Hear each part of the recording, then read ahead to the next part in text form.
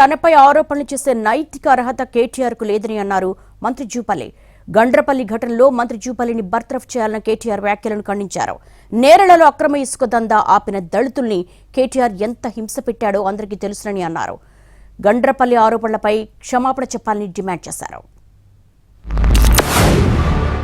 ఒకటే నియోజకవర్గంలో 4 నెలల వ్యవధిలో 2 హత్యలు జరిగినాయంటే మరి మంత్రి గారి ప్రోద్బలం లేకుండా, మంత్రి గారి ప్రమేయం లేకుండా ఆయన అనుచరులు ఇంత దారుణాలకు తెగబడరు.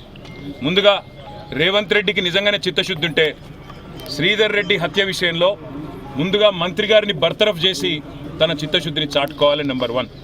రెండవది, మాకు ఈ రాష్ట్రంలో ముఖ్యంగా స్థానికంగా ఉండే పోలీస్ వ్యవస్థ మీద మాకు నమ్మకం లేదు.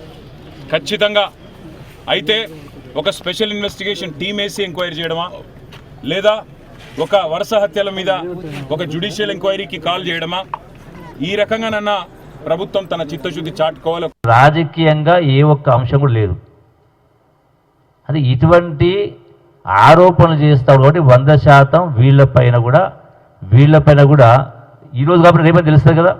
ఎట్లయితే ఈ యొక్క గండ్రాపల్లి ఎట్లయితే ఆరోపణ చేసిన దానిపైన ఈ దేనిపల్లి ఇష్యూస్ బయటపడ్డాయి కదా, రేపు కూడా బయటపడుతుంది కదా, తెలుస్తుంది కదా. అప్పుడు మీ ముఖం ఎడబెట్టుకుంటారు.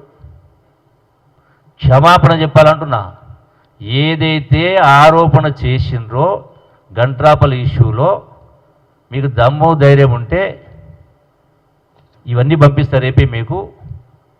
మీకంతా ఇంగ్లీష్ చాలా ఎక్కువ వస్తుంది కదా అని ఇంగ్లీష్ కాపీలను పంపిస్తా, చదువుకొని క్షమాపణ చెప్తావా మిస్టర్ కేటీఆర్, క్షమాపణ చెప్తావా మిస్టర్ ప్రవీణ్ కుమార్, బుద్ధి జ్ఞానం ఉండాలని మాట్లాడితే